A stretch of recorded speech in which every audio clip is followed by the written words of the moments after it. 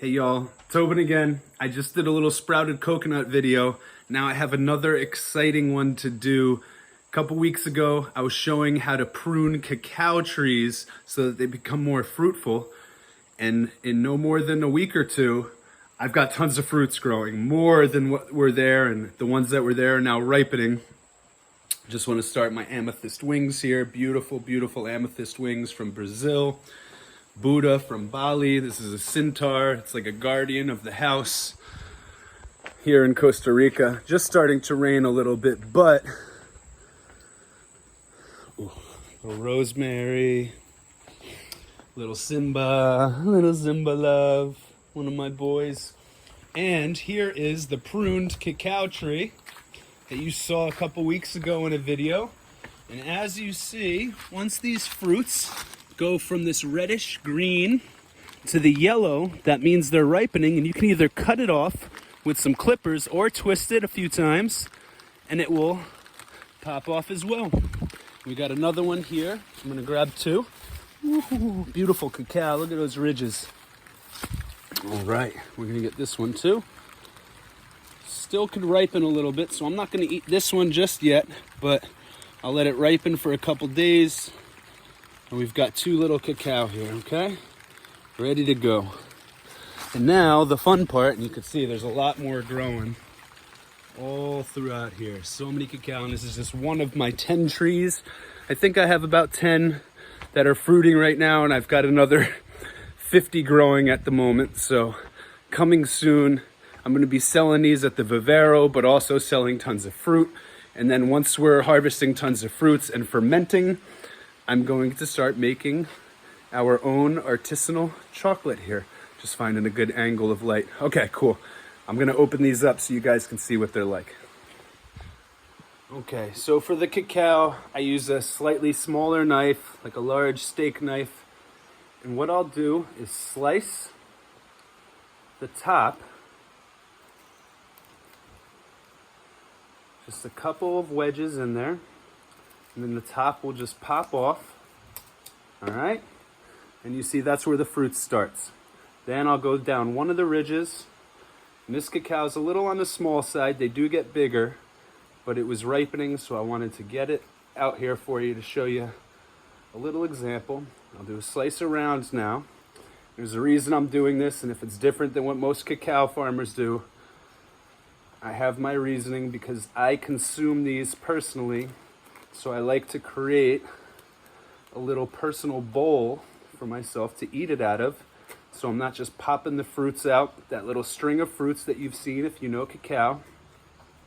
And I walk around the property with this and inspect my plants. And I eat these as a little energy boost. So inside the cacao, you have the fruits, the pods. Now this one didn't fully separate. Let me just pull the little stringies out.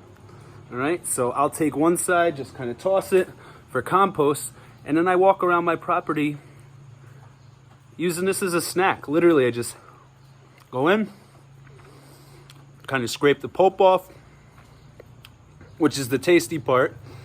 Hard to explain the flavor. It's like, I don't know, like Fruit Loops.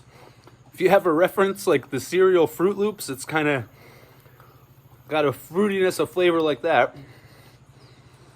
Once you get the pulp off, let me put this here in the corner. So it's kind of a star, a prop. Then you get the little seed, right? And if you bite the seed in half, you'll see the inside of the cacao seed is purple. Oh, I don't know if you can see. Yeah, there it is. This beautiful purple, and it's got a nice design to it. It almost looks like a human brain.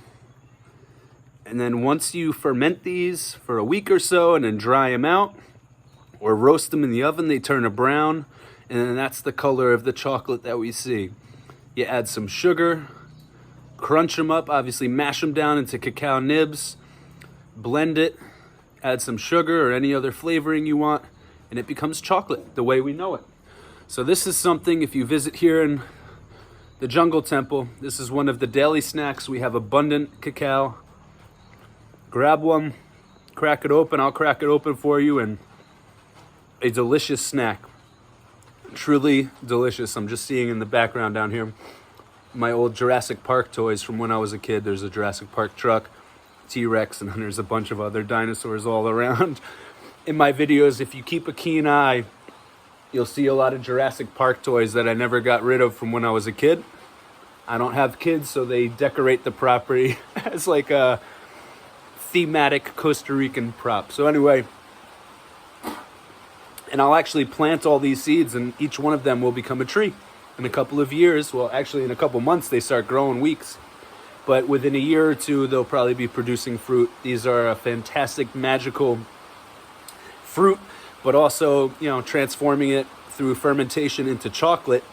And I don't know if anybody realizes this, not many people do, but for thousands of years in Central and South America, currency was cacao beans. Literally, the coins, the dollars, their currency in the Aztec, Incan, Mayan, and many other populations that were here, they used cacao beans as currency. So the farmers of cacao were the banks, literally, in history. And probably again in the future as World War III comes around and society collapses, those who have cacao are going to be the new banks, just like ancient times. Don't believe me? Look up the most profitable companies on the planet. Mars Incorporated, who owns Nestle and Hershey's. Chocolate is still, to this day, the #1 business on planet Earth. And it always has been, it always will be. So, if you ain't growing chocolate yet or cacao, you better get started or come partner with me here. But anyway, the fruit is also delicious. Beyond the value of the chocolate, the cacao beans, the fruit is one of my favorite things in the world. So if you haven't tried cacao fruit, I highly recommend it. And now you know you can get it here at the Jungle Temple. Thanks for tuning in, guys.